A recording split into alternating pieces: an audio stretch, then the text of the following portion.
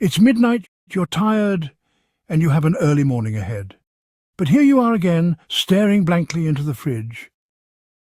A restless sense of want feeling like an itch that won't go away. It's a familiar experience, a feeling of dissatisfaction that moves us toward comfort through consumption. But this isn't just about food. It's a glimpse into something deeper, a complex interplay of biology and learned behavior. These kinds of cravings have little to do with physical hunger. More often they're signals trying to communicate unmet emotional needs. By understanding the deeper drivers behind these urges, we can transform our relationship with discontent, not by suppressing, but by learning what our feelings are actually telling us. At our core, humans are wired to seek satisfaction for our many needs. When a need goes unmet, mental tension arises, as well as the motivation to act. This can occur when we have goals or tasks that are unfinished.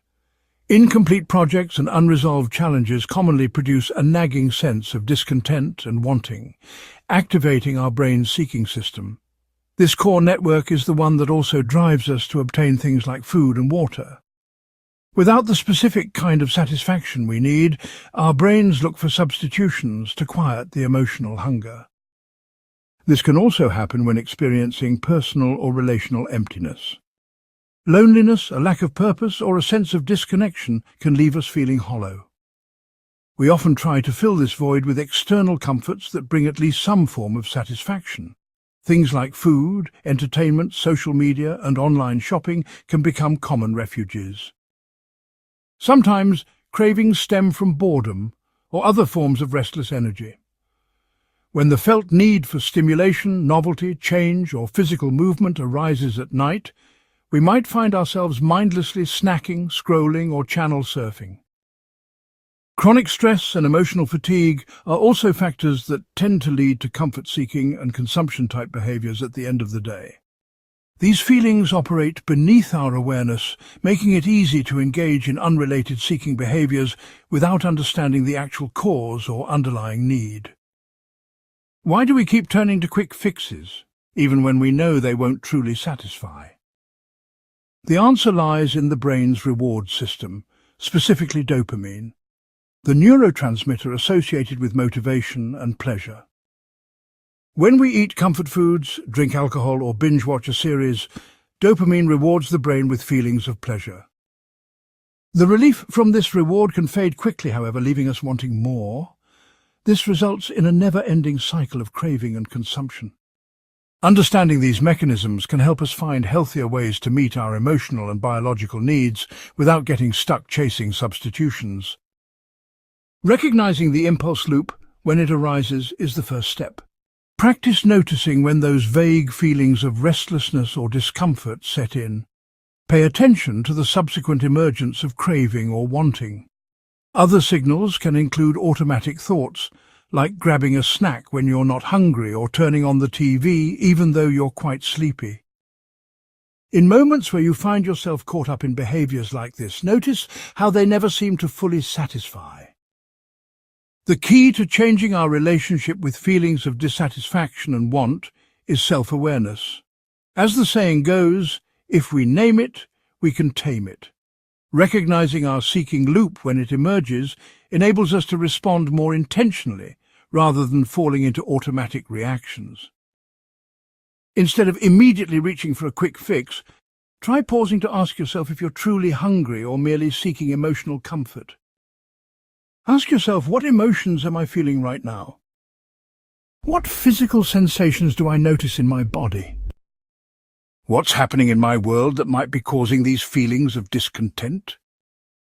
Consider keeping a journal in which you track when the feelings occur, what emotions tend to be involved, and what's happening in your life at the time. Over time, patterns emerge, making it easier to identify and address triggers. One of the more helpful tools for relieving discontent and cravings is radical acceptance. Radical acceptance involves fully acknowledging emotions, cravings, and discomfort without fighting the reality of their existence. Instead of resisting, practice sitting with the discomfort in a compassionate, non-judgmental way. Here are some radical acceptance exercises. Self-talk exercise. Acknowledge the craving instead of avoiding it. Say to yourself something like, "I'm feeling dissatisfied and restless right now. It's uncomfortable, but I can handle it. I'm choosing to accept this moment as it is." Breathing exercise. Close your eyes and take several deep breaths. As you breathe, imagine you're inhaling acceptance and exhaling resistance. Open hands exercise.